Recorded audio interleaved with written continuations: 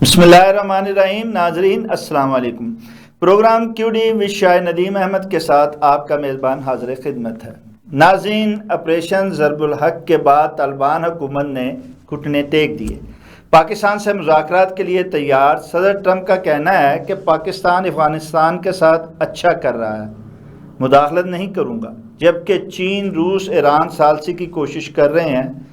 दूसरी जानब अपोजिशन हुकूमत से मुज़ाकरात के लिए तैयार। महमूद अचकज़ई, राजा नासर अब्बास राब्ता कार मुकर्रर, जबकि पंजाब में सबसे ज़्यादा गुर्बत तासर दूध शहद की नहरों का दिया जा रहा है। इस तरह कब तक अवाम को वर्गलाया जा सकता है और कब तक अवाम के फैसले के बगैर इक़्तिदार चलाया जा सकता है, इस पर इज़हार ख्याल के लिए आज हमने नामवर सीनियर कॉलम निगार, तजिया कार मज़हर बल्लाह साहब को मदऊ किया।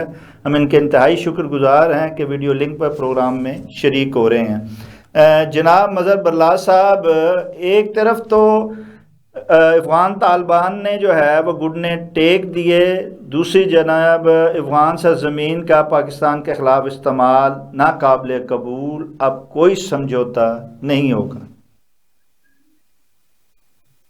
जी मज़हर बल्लाह साहब। बहुत शुक्रिया शाहिद नदीम चौधरी साहब, आपका बड़ी नवाजिश। और आपका प्रोग्राम माशाल्लाह बड़ी दूर दूर तक देखा जाता है। मुझे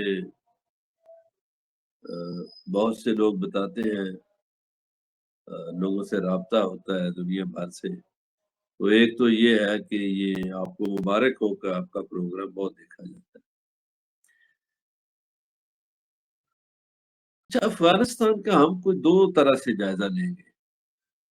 एक तो उनका तारीखी पस मंजर जो है उसका जायजा ले लेते हैं, और दूसरा हालिया जो पाकिस्तान के साथ उनका मामला हुआ है उसका। तारीखी तौर पर तो देखिए वो शिकस्त नहीं खाते, और जब ताजे बरतानिया का सूरज जो था वो गुरूब नहीं होता था, दुनिया के अक्सर मुल्कों पे ताजे बरतानिया की हुक्मरानी थी, उस वक्त भी अफगानिस्तान पे हुकूमत नहीं थी उनकी, बिल्कुल नहीं। यानी मैं सदी पहले, 2 सदियों पहले की बातें बता रहा हूँ कि जब ताजे बरतानिया की हुकूमत थी, अफ्रीकी मुल्कों पर भी थी, यहाँ पर भी थी, बरे सगीर पर भी, लेकिन अफगानिस्तान पर नहीं। फिर उसके बाद आप देखिए कि पिछली सदी में जो सोवियत यूनियन है उसने हमला किया और सोवियत यूनियन टूट गया, लेकिन अफगानों को हार नहीं, ये बात है।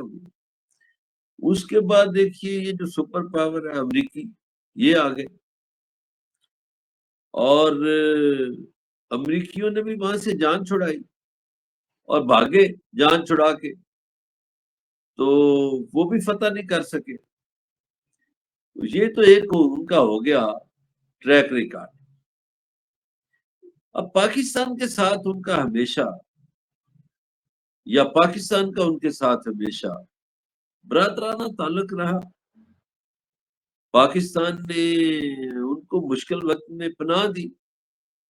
ये आज जितने लड़के खेल रहे हैं ना ये क्रिकेट आपको नजर आते हैं, ये इधर पाकिस्तान में जवान हुए, इधर ही पले बड़े, इधर से क्रिकेट सीखी इन्होंने, पहाड़ों से गारों से थोड़ी सीखी है क्रिकेट। तो पाकिस्तानियों ने तो इनको दिलो जान से कबूल किया था।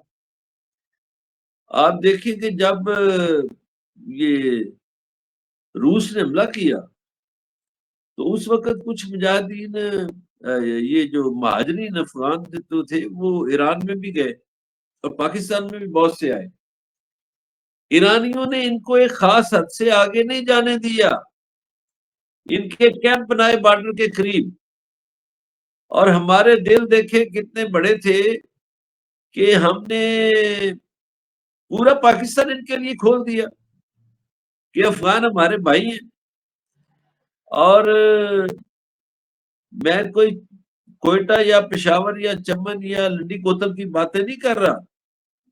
یہ افغان تو آپ کو پاک پتن میں بھی نظر آئے, اور یہ تلمبا میں بھی نظر آئے, اور یہ نواب شاہ میں بھی نظر آئے, اور یہ پاکستان کے کونے کونے میں نظر آئے, اور ان کو کاروبار بھی کرنے دیا. اب یہ تو تھا ہمارا بطور مسلمان بھائی چارہ ان کے ساتھ, اور ان کا وطن سیٹل ہو گیا. اب دیکھیے جب یہ کارزئی صاحب تھے اور وہ دوسرا جو اشرف غنی تھا, اس زمانے میں انڈیا کے ساتھ ان کا گاٹھ جوڑ ہو گیا, اور اسی گاٹھ جوڑ میں دیکھیں یہ پاکستان کی سرحد کے قریب انہوں نے کئی بھارتی قونصل خانے کھول دی. اب افغانستان میں تو بھارتی ہیں نہیں, کس کے لیے قونصل خانے کھولے؟ وہ سارے راہ کے دفتر ہیں, راہ کے اڈے ہیں. تو ہم انہیں سمجھانے کی کوشش کرتے رہے ہمیشہ کہ بعد آ جاؤ یار, نہ کرو, ہم نے آپ کے ساتھ اچھا سلوک کیا ہے, ہمارے ساتھ اچھا سلوک رکھو, اچھا رویہ رکھو, اچھے ہمسائے کی طرح رہو. لیکن یہ نہیں سمجھے. اب وہ جو اجیت کمار دوول نے جو خطاب کیا تھا راہ کے افسران سے, وہ آپ نے بھی سنا ہے اور لوگوں نے بھی سنا ہے. جن ہمارے ناظرین کو نہیں پتا ان کے لیے بتا دیتا ہوں. وہ جو راہ کا اجیت دوول تھا, انڈین جو قومی سلامتی کا مشیر تھا, اس نے کہا کہ ہمیں لڑنے کی ضرورت نہیں ہے پاکستان سے. ہم جو دہشت گرد 50,000 کا ہے اس کو 1.5 لاکھ میں خرید لیں, جو 1.5 لاکھ کا ہے اس کو 3 لاکھ میں خرید لیں, ہم پیسہ لگائیں گے, ہماری لڑائی یہ افغانی مجاہدین لڑیں گے, یہ دہشت گرد لڑیں گے. تو انہوں نے اس طرح اس وقت کی افغان حکومت نے, انڈیا نے اور اسرائیل نے, چونکہ اسرائیل بھی پاکستان کا دشمن ہے اور کچھ انہیں امریکی آشیرواد بھی حاصل تھی, تو انہوں نے ساری دنیا سے دہشت گرد لا کے جمع کر دی افغانستان میں. اب ہم انہیں کہتے تھے کہ بھئی آپ کے ملک سے دہشت گردی کی وارداتیں ہوتی ہیں, جو لوگ اس کو ڈیورنڈ لائن کو جانتے ہیں انہیں پتہ ہے کہ وہ تو بعض دیہات ایسے ہیں کہ آدھا دیہات افغانستان میں آدھا پاکستان میں, ہم تو ادھر کر ہی نہیں سکتے کام. پھر یہ ہمارے لیے ایک مسئلہ ہے کہ دونوں طرف مسلمانوں کی آبادیاں ہیں. میں نے اپنے ایک فوجی افسر سے یہ پوچھا تھا ایک دفعہ, میں نے کہا یار یہ کشمیر میں وہ آئے روز اٹیک کر دیتے ہیں گولہ باری کر کے, تو آپ لوگ کیوں سوچ سمجھ کے گولہ چلاتے ہیں؟ تو اس نے کہا بھائی صاحب وہ دوسرے طرف کشمیر میں بھی تو مسلمان ہیں, وہ جو انڈین فوج ہے وہ تو ادھر بغیر دیکھے اندھا دھند گولہ باری کر دیتی ہے, تو ادھر سویلین شہید ہو جاتے ہیں. لیکن ہمیں تو اپنے ان بھائیوں کو بھی بہنوں کو بچانا ہے جو مقبوضہ کشمیر میں ہیں, وہ مسلمان ہیں. تو ہم اس لیے سوچ سمجھ کے صرف ٹارگیٹڈ جو ہے گولہ وہ پھینکتے ہیں. تو یہی صورتحال ہماری یہی تاثر, یہی جذبہ تو ہم نے افغانستان میں بھی کل ضرب الحق کے آپریشن میں دکھایا ہے کہ نہ صرف سولین کو بچایا بلکہ ان کا جھنڈا بھی جو ہے بڑے احترام سے اتارا ہے. جی جی, میں یہی گزارش کر رہا ہوں کہ ہمارے لیے یہ مسئلہ ہے. ادھر کشمیر بارڈر پہ بھی ہمارے لیے مسئلہ تھا, ہے ابھی بھی, اور افغانستان پہ بھی, اور کبھی ایران کے ساتھ ہماری تلخی ہو تو ان کے ساتھ بھی ہمارا یہی مسئلہ ہے. ہم مسلمان ہیں, ہمارا پرابلم ہے, کیا کریں کہ دوسری طرف بھی مسلمان ہیں تو ہمیں دیکھ کے ٹارگیٹڈ آپریشن کرنا پڑتا ہے.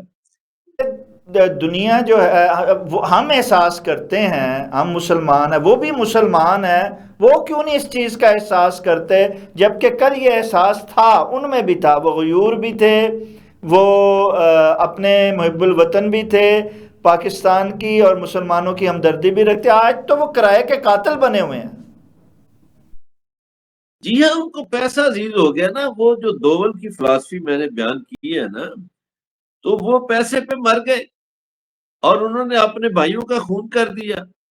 دیکھیے یہ ہمارے اسلام آباد میں ترلائی میں لوگ نماز پڑھ رہے تھے اور 150-200 بندہ شہید کر دیا۔ اسی طرح آئے روز ہمارے ہاں ان کی حرکتیں ہو رہی ہیں۔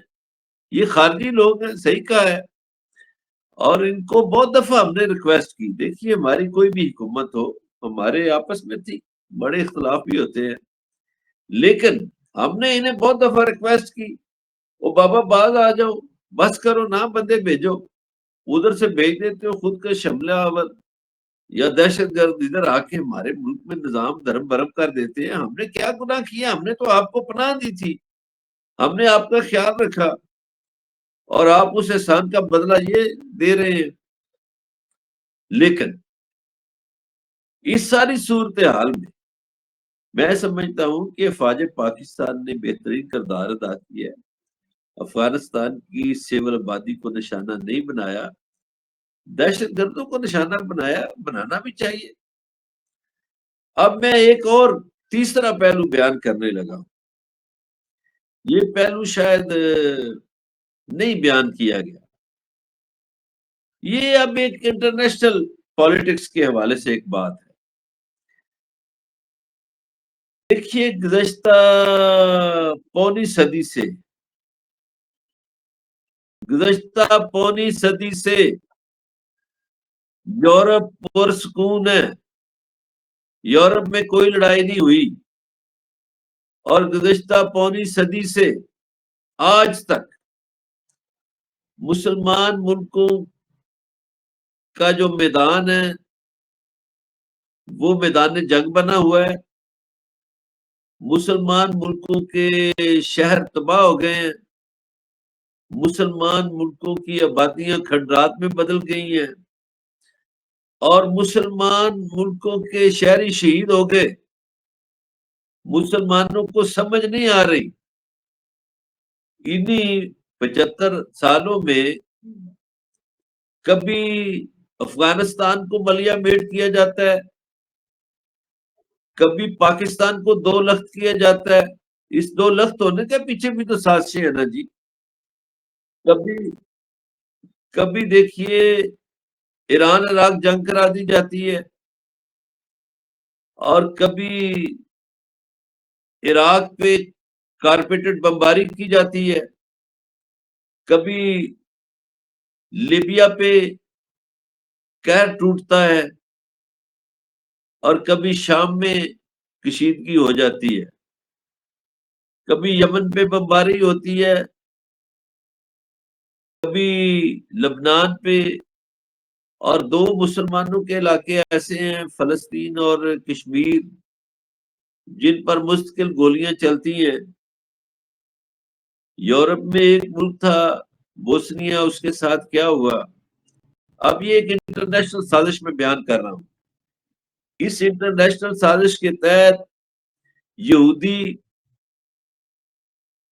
اور کرسچین اور ہندو یہ ایک ہو چکے ہیں۔ میں بدھ متوں کا نام نہیں لے رہا، بدھ متوں میں کوریا بھی شامل ہے، بدھ مت میں چین بھی شامل ہے، جاپان بھی شامل ہے، میں ان کا نام نہیں لیتا، لیکن جو ہندو ہے وہ آپ کو پتہ ہے کہ ملک ہے ہندوؤں کا بھارت، تو ہندو، اور اسی طرح نام نہاد جو یہودیوں کا ایک ملک ہے اسرائیل، وہ، اور یہ جو مغربی طاقتیں ہیں، استعماری طاقتیں، یہ کرسچین ہیں، یہ مل کے ایک مذاہب کی جنگ ہے جس میں انہوں نے مسلمان ملکوں کو تختہ مشق بنایا ہوا ہے۔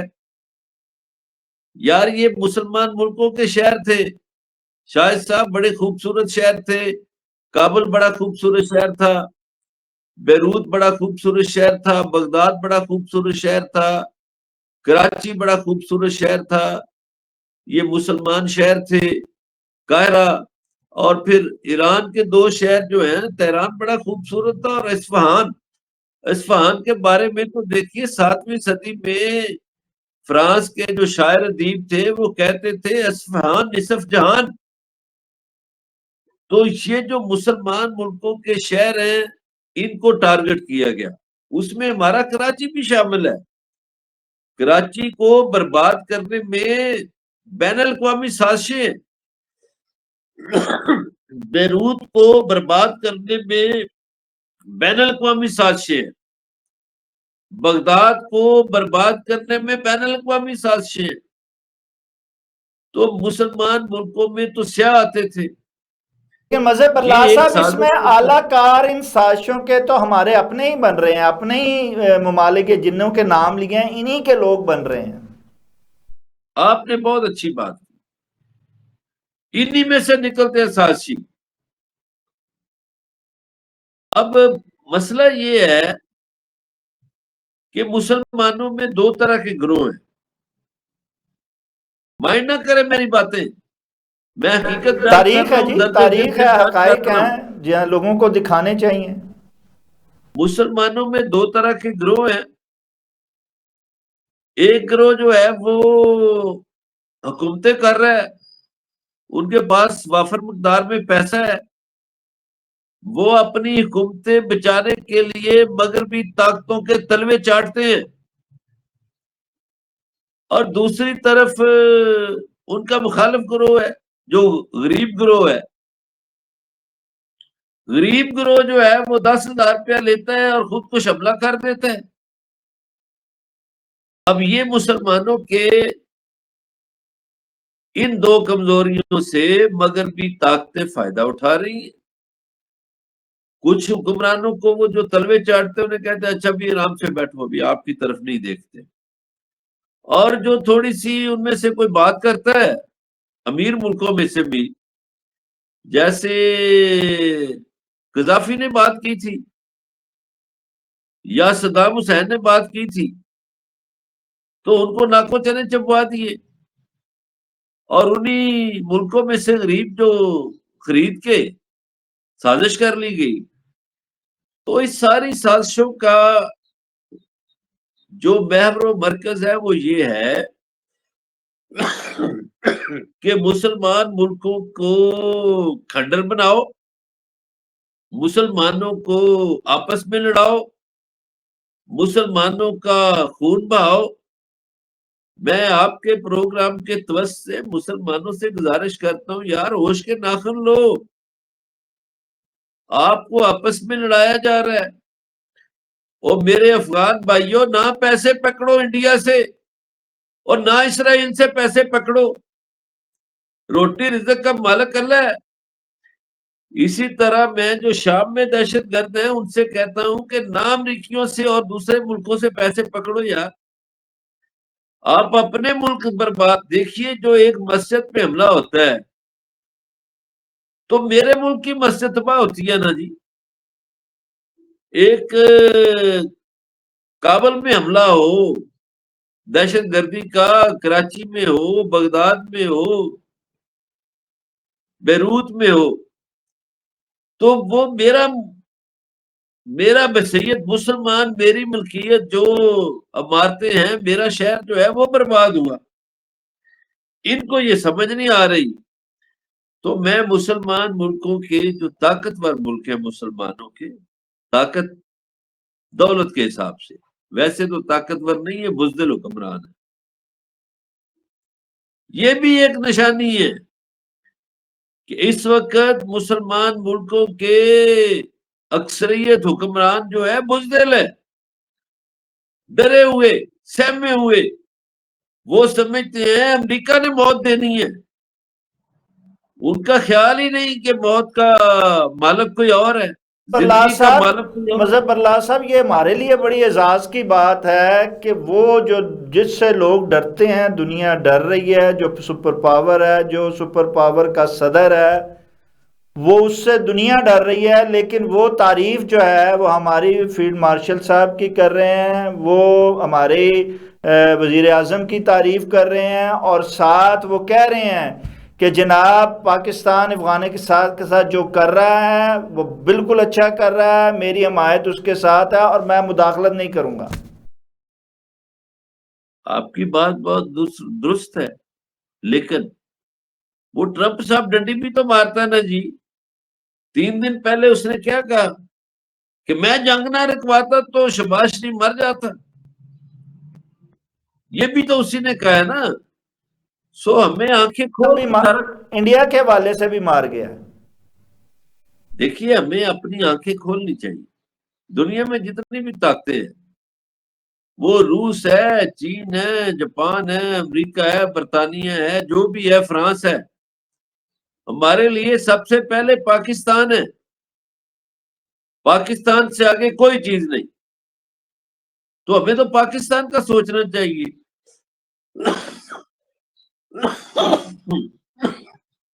معذرت۔ اچھا، جو برادر اسلامی ملک کا گیت ہے نا، وہ بھی ہم پاکستانی گاتے ہیں۔ وہ کیا ہے؟ سارے جہاں کا درد ہمارے جگر میں ہے۔ یہ عربوں نے کبھی ہمیں برادر اسلامی ملک سمجھا ہے؟ میں آپ کے پروگرام میں ایک بات کہنا چاہتا ہوں، پتہ نہیں مجھے میری باتیں مائنڈ نہ کر دیں لوگ۔ میں کہتا ہوں یہ جو بلوچستان میں دہشت گردی ہو رہی ہے، اس کے پیچھے انڈیا ہے، اس کے پیچھے اسرائیل ہے، اس کے پیچھے یو اے ای بھی تلاش کرو۔ وہ ان کا جو دبئی ہے وہ نالے پر ہے، آپ کا گوادر گہرے سمندر میں ہے، ڈیپ سی پہ ہے، اس لیے وہ نہیں چاہتے آپ کا گوادر پھلے پھولے۔ ہم تو ان کو بھائی سمجھتے ہیں، وہ پتہ نہیں ہمیں کیا سمجھتے ہیں۔ سو ہمیں پاکستانیوں کے طور پر بطور پاکستانی آنکھیں کھول کے چلنا چاہیے، اور پاکستان پر بھی ایسے لوگوں کی حکومت ہونی چاہیے جو لوگوں کے نمائندے ہوں، جال سازی کے الیکشن سے جیت کر نہ آئے ہوں۔ اچھی ہمارے ترجمان جو ہیں آئی ایس بی آر نے کل بڑی اچھی خوبصورت بات کر دی ہے کہ انہوں نے کہا جی ہمارے میں اندر جتنے بھی سیاسی اختلاف ہوں، اس کے باوجود دہشت گرد کے خلاف، بیرونی قوتوں کی مداخلت کے خلاف تمام سیاسی اکابرین ہمارے ساتھ ہیں، ایک ہیں اور ہمارے شانہ بشانہ ہیں۔ شاہد صاحب، میں سمجھتا ہوں کہ جنرل احمد شریف نے بہت اچھی بات کی ہے۔ میرے وہ دوست ہیں یار، وہ یہ شاہ کوٹ کے رہنے والے ہیں، یہاں ان کا شاہ کوٹ کے قریب گاؤں ہے، اور میرے اچھے دوست ہیں، اور میں کل کی ان کی باتوں سے خوش ہوا ہوں کہ انہوں نے عمران خان کو یا پی ٹی آئی کو تختہ مشق نہیں بنایا، بلکہ انہوں نے ملک کی مقبول ترین پارٹی کا احترام کیا۔ ایک طرح سے انہوں نے کہا ساری سیاسی پارٹیاں قابل احترام ہیں، سارے سیاستدان قابل احترام ہیں۔ تو شاہ کوٹ کے قریب ان کا جو گاؤں ہے، وہاں بھی لوگ خوش ہوئے ہوں گے ان کی باتیں سن کر۔ میری تو بڑی دوستی ہے ان سے، اور میرا ان سے اختلاف بھی یہی ہوتا ہے۔ میں انہیں کہتا ہوں جنرل صاحب، بلکہ پاکستانی فوج میں میرے بڑے دوست یار بھی ہیں، میرا ان سے اختلاف یہ ہوتا ہے کہ یار آپ تمام سیاسی پارٹیوں کے ساتھ اچھے مناسب ہونے چاہیے، اور آپ چوروں لٹیروں کی حمایت نہ کیا کریں کسی کی بھی، چونکہ پاکستان کا مرض ہے کرپشن۔ تو ہمارا جو بھی ملک لوٹتا ہے، وہ زرداری ہے، وہ نواز شریف ہے، وہ کوئی بھی ہے، وہ مجرم ہے بھائی، ہماری دھرتی کا مجرم ہے۔ ہمارا تو مقدمہ یہ ہے کہ جن لوگوں نے پاکستانی دولت کو لوٹ کر باہر لے گئے، یہ چور اچکے ہیں سارے، انہیں اقتدار میں نہیں ہونا چاہیے۔ اور کل کی جو بات انہوں نے کی ہے جنرل شریف نے، میں سمجھتا ہوں بڑی اچھی بات ہے، ویلکم، اچھی باتیں ہونی چاہیے۔ اچھا، یہ آئی ایس بی آر کی اس رویہ مثبت رویے کا ہی نتیجہ ہے کہ اپوزیشن جو ہے وہ مذاکرات کے لیے حکومت کے ساتھ آمادہ ہو گئی ہے. آپ کیا سمجھتے ہیں کہ اس مثبت رویے کے مثبت نتائج آپ کو نکلتے ہوئے دکھائی دیتے ہیں؟ میں سمجھتا ہوں شاہد صاحب، اگر پاکستان میں قانون کی حکمرانی قائم ہو جائے اور ہم سب ایک ہوتے ہوئے نظر آ جائیں. ہم ایک کس وقت ہوں گے؟ جب ہمارے ہاں ناانصافی ختم ہو جائے گی. آج معاشرے میں جو ظلم ہے، جو ناانصافی ہے، اس کے ذمہ دار حکمرانوں سے بھی زیادہ ججز ہیں. میں سمجھتا ہوں یہ ججز جو ہے یہ اپنے آپ کو ٹھیک کر لیں. یہ رمضان کا مہینہ ہے، اس میں عہد کریں کہ ہم نے انصاف کرنا ہے. جس دن انصاف ہونا شروع ہو گیا آپ کا ملک ٹھیک ہو جائے گا. آپ کی جائیدادوں پہ جو قبضے ہوئے ہیں، آپ ججوں کے خلاف باتیں کر رہے ہیں، آپ پر مزید کوئی قدغنے نہ لگ جائیں حضور. کچھ وہ سچائی لگ بیان جائے کرتے جی ہوئے پھر کیا خیال ہے؟ کیا کریں. وہ لگ جائے پھر کیا ہے جی؟ میں سمجھتا ہوں اس ملک میں جتنی ناانصافی ظلم ہے اس کے ذمہ دار جسٹس یہی آفریدی ہے، جسٹس حاجی مین الدین ملتانی ہے، اور یہ جو سرفراز ڈوگر ہے یہ ہے، اور عالیہ نیلم ہے. انہیں ظلم کے خلاف کھڑے ہونا چاہیے. لوگوں کو انصاف دیں، ظلم کا خاتمہ کریں. یہ جہان بھی اپنا سرخرو کرے اور اگلے جہان میں بھی سرخرو ہو جائے. یہ سارا دیکھیے اپوزیشن معاشرے میں. جی جی دیکھیے جو آج جو نوجوانوں کو بے روزگاری ہے، جو لوگوں کے ہاں غربت ہے، یہ ناانصافی کی وجہ سے ہے. میں ابھی تو عدل نہیں کہہ رہا، ابھی تو انصاف کی بات کر رہا ہوں. عدل تو اس سے بھی اگلا مرحلہ ہے، اس پہ تو ہمارے ججز خیر پورا کیا اترنے ہیں. کسی دن آپ پروگرام رکھیں عدل اور انصاف پہ، اور میں بتاؤں لوگوں کو کہ انصاف کیا ہوتا ہے اور عدل کیا ہوتا ہے. وہ عدل کے تو قریب بھی نہیں جا سکتے. اتنے نہیں ہیں کہ یہ عدل کے قریب چلے جائیں، یہ انصاف کے قریب بھی چلے جائیں، بڑی بات ہے. میں کچھ ادارے ایسے مقدس گائے ہیں کہ جن کے آپ حقائق یا جن کے سے پردہ اٹھانے کی کوشش کریں تو وہ ناراض ہو جاتے ہیں. ہمیں نہ بتایا جائے کہ ہم نے کیا کرنا ہے اور ہمیں کیا کرنا چاہیے. اچھا، میں تو خیر ایسی بات نہیں سمجھتا. وہ کہتے ہیں نا، لیکن میں ایسی بات نہیں سمجھتا. چونکہ ہمارا ملک ہے اسلامی جمہوریہ پاکستان، تو میں اس بات کا قائل ہوں کہ آپ خلیفہ وقت کو پوچھ سکتے ہیں کہ سب کو ایک ایک چادر ملی تو آپ کا لباس کیسے بن گیا. میں اس چیز کا قائل ہوں. میں اس چیز کا قائل ہوں کہ خلیفہ وقت کی تنخواہ مزدور کے برابر ہو. میں اس چیز کا قائل ہوں کہ جس طرح کی روٹی مزدور کھاتا ہے خلیفہ بھی کھائے. میرا آئین مجھے بتا رہا ہے کہ اسلامی جمہوریہ پاکستان ہے، اصل حاکم اللہ ہے. آئین میں تو ترمیمیں کر کے انہوں نے خود کو جو ہے وہ محفوظ بنا لیا ہے، تو استثناء جب حاصل کر لیا ہے. نہیں جی وہ کسی صحافی ایک کو، منٹ کسی دانشور شاہد کو صاحب، ایک یہ منٹ حق ایک ہی نہیں منٹ رہا ترمیموں کے بعد اور پھر پیکا ایکٹ کے بعد کہ وہ ان کو حقائق دکھا سکیں، ان کو شیشہ دکھا سکیں، ان کو بتا سکیں. ایک منٹ میری بات پہلا جو جملہ ہے نا، آپ کا سوال آ گیا. پہلا ایک جملہ مکمل کرنے دیں. جہاں پہ خلیفہ وقت جواب دے ہے تو کسی ادارے کی کیا ضرورت ہے کہ وہ جواب دینا ہو. آپ کہتے ہیں جی بعض ادارے جو مقدس غائب بنے، نہیں. آپ جو پیکا ایکٹ ہے دیکھیے، یہ چوروں نے اپنے گرد دیوار کھڑی کی ہے. میں اس کو نہیں مانتا. میں سمجھتا ہوں یہ چوروں نے اپنے گرد دیوار کھڑی کی ہے، خود کو حصار میں بند ہے کہ جی یہ پیکا ایکٹ کا لگا دو کھاتا. صحافیوں کا کیا کام ہے؟ حقائق بتائیں. شیشہ دکھائیں تو برا کوئی مانتا ہے تو مانے جی، جیسی صورت ہوگی ویسا ہی اپنا شیشے میں عکس آئے گا نا. تو اپنی صورت بہتر کریں حکمران، بجائے اس کے کہ پیکا ایکٹ لگاتے پھریں. میں تو کہتا ہوں کہ جیسی پہ تو پیکا ایکٹ لگایا جا رہا ہے لیکن خود پہ نہیں لگایا جا رہا، خود جھوٹ پہ جھوٹ بولا جا رہا ہے. جتنے جھوٹ بولتے ہیں، دیکھیے جیسی شکل ہوتی ہے نا، شیشہ وہی بتاتا ہے.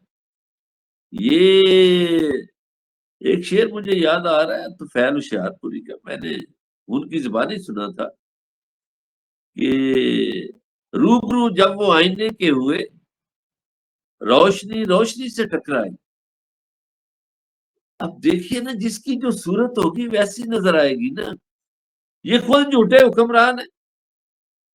وہ بچہ اور وہ عورت اور اس کی بچی گر جاتی ہے گٹر میں اور کہتے ہیں فیک نیوز ہے.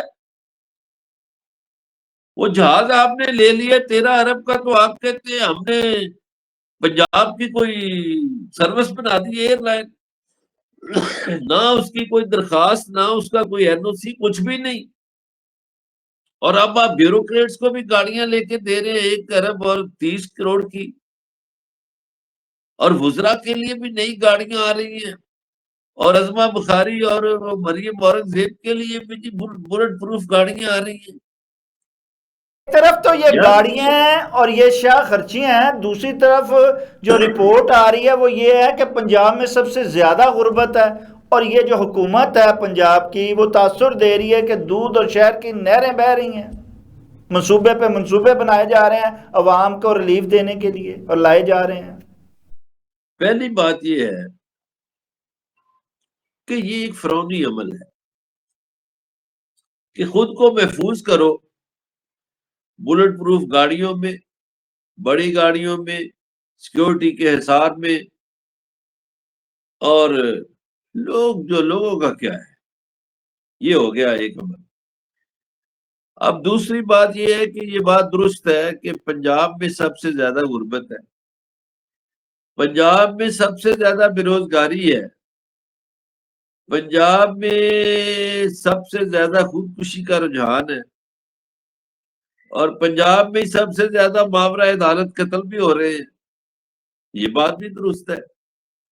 وہ ہائی کورٹ میں کوئی کیس کیا ہوا ہے پتہ نہیں 900 بندے کا، لیکن مبینہ طور پر مجھے کسی نے بتایا ہے کہ 2600 بندے ہیں جو مارے جا چکے ہیں. آپ 900 کی بات کرتے ہیں. یہ بینڈ آ باجے رہی میں ہیں نا مریم نواز صاحبہ، یہ کرپشن فری دیکھیں، بنا رہی ہیں. یہ لوگوں کے رونے دھونے کی آوازوں پہ موسیقی چلا دیتے ہیں تاکہ وہ آوازیں دب جائیں، جو دکھی آوازیں ہیں وہ دب جائیں اور میوزک تیز ہو. وہ آپ نے تو دیکھے ہے نا بڑے شوز، اس میں کہا جاتا ہے میوزک تیز. اب میوزک تیز میں بسنت بنائی گئی، ایک چینل کو 40 کروڑ دیا گیا، 4 چینل کو 25 کروڑ مبینہ طور پر دیے گئے، اور 16 صحافی ہیں جن کو مبینہ طور پر کسی کو 1.5 کروڑ دیا گیا، کسی کو 1 کروڑ دیا گیا، کہ بسنت میں سب اچھا ہے دکھانا ہے. وہ دکھا دیا انہوں نے پیسے حلال کر لیے اپنے، یعنی پیسے حرام پکڑے حلال کر لیے. اور اب ہائی کورٹ میں جو رپورٹ پیش ہوئی ہے اس میں 17 لوگوں کی جانیں چلی گئی. میوزک بجتا رہا، لوگ مرتے رہے، اور اس پنجاب حکومت کو تو یہ بھی شرم نہیں آئی کہ راول پنڈی شہر کے ساتھ ایک سڑک کا فاصلہ ہے، ایک طرف راول پنڈی ہے دوسری طرف اسلام آباد ہے، وہاں یعنی آپ سمجھ لیں 200 فٹ بھی نہیں، 500 400 فٹ یا چلے 1000 فٹ لگا لیں، 1500 فٹ کے فاصلے پہ 150-200 بندے شہید ہو گئے مسجد میں، اور انہوں نے بسنت نہیں روکی. یہ لوگوں کے ماتم پہ خوشیاں نچاتے ہیں گیت گاتے ہیں، موسیقی کرتے ہیں، ان میں احساس ہی نہیں ہے. اور جس حکمران میں احساس نہ ہو وہ تو زندہ لاش ہے. کے جواب لہذا میں حکومت تو اس کے جواب میں پنجاب حکومت کہتی ہے کہ ہم نے دہشت گردوں کے آگے گھٹنے نہیں ٹیکے، ہم نے انہیں بتایا ہے کہ اگر آپ دہشت گردی بھی کریں گے تو ہم بسنت جاری رکھیں گے. لو اوے آپ اپنے لوگوں کو روٹی تو دے لو. خوشیوں کے گیت شاید صاحب اس وقت گائے جاتے ہیں جب لوگوں کا پیٹ بھرا ہو. یہاں تو آپ کی آدھی آبادی جو ہے وہ بیچاری 2 وقت کی روٹی اس کے لیے مشکل ہے. آپ ان کو گیت سناتے ہیں. جیسے انہوں نے کہا تھا نا مریم صاحبہ نے کہ شعور سے پیٹ نہیں بھرتا. انہیں کوئی آج تک استاد ملا ہی نہیں انہیں یہ بتاتا کہ شعور بڑا ضروری ہے. اللہ تعالیٰ نے شعور کے لیے بڑے پیغمبر بھیجے، بڑے سیاسی رہنما بھی آئے، مذہبی رہنما بھی آئے، اور شعور ہی وہ چیز ہے جو انسان کو جانوروں سے الگ کرتا ہے، اشرف المخلوقات بناتا ہے. قرآن کریم بھی شعور کی اجاگر کرنے کے لیے بھیجا گیا انسان اب ان کو کہنا یہ چاہیے تھا مریم صاحبہ کو کہ گیتوں سے پیٹ نہیں بھرتا، موسیقی سے پیٹ نہیں بھرتا، ڈھول بجانے سے پیٹ نہیں بھرتا، یہ کہنا چاہیے تھا. کے منصوبے لے کے آئی ہیں، صحت میں 21 منصوبے لے کے آئی ہیں، چابیاں وہ دے رہی ہیں جناب آپ کو ٹیکسیوں کی، لیپ ٹاپ دے رہی. اور کیا کریں عوام کے لیے؟ تعلیم کے بے بہا منصوبے جو ہیں انہوں نے کھولے ہیں، اور کیا کریں؟ وظائف دے رہی ہیں، قرضے دے رہی ہیں، گھر دے رہی ہیں. یہ جتنی باتیں آپ نے کروا دی ہیں نا، آپ نے تو شاید صاحب کو جنت کا نقشہ پیش کر دیا ہے. وہ یہ سارا فلمی کام ہے، یہ سوشل اس میڈیا کا کا بھائی کام نظر ہے، آس پاس ہمیں یہ ٹک خاندان میں، ٹاک ہے. آپ کے ہمارے خاندان میں کسی کو ملا نہیں ہے، پتہ نہیں کن کو ملتا ہے، 3-4 بندوں کو. پہلے میں ان کو کہتا تھا یہ ٹک ٹاکر وزیر اعلیٰ ہیں، آج میں آپ کی باتیں سن کے کہتا ہوں یہ فلمی وزیر اعلیٰ ہے. یہ ساری فلمیں پنجاب میں نظر ہی نہیں آ رہا لیکن کدھر اب کچھ نظر پنجاب کے آیا. عوام خوش ہیں بڑے، وہ تو کہتے ہیں کہ دوسرے صوبے بھی دعا مانگ رہے ہیں کہ ہمیں بھی مریم نواز صاحبہ کوئی جو ہے نا وزیر اعلیٰ ملے. وہ پلانٹڈ بندوں سے کچھ بھی کلوایا جا سکتا ہے. وہ ایک لڑکی جو ہر کالج میں لے جاتی ہے ساتھ، وہ بے نقاب نہیں ہو گئی؟ وہ جو سب دی ماں کہتی ہے، وہ ماں تو بچے کو بھوکا نہیں دیکھنا چاہتی. تو پنجاب میں کتنے بچے بھوکے سوتے ہیں.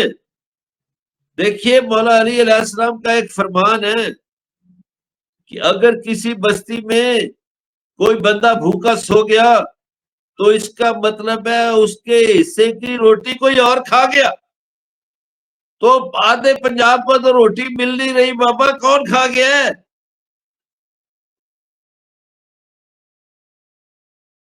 اچھا یہ جو میں ابھی آپ نے وہ افغان جنگ کے حوالے سے بات کی، D G I S P R کی بھی بات کی، پریس کانفرنس کی.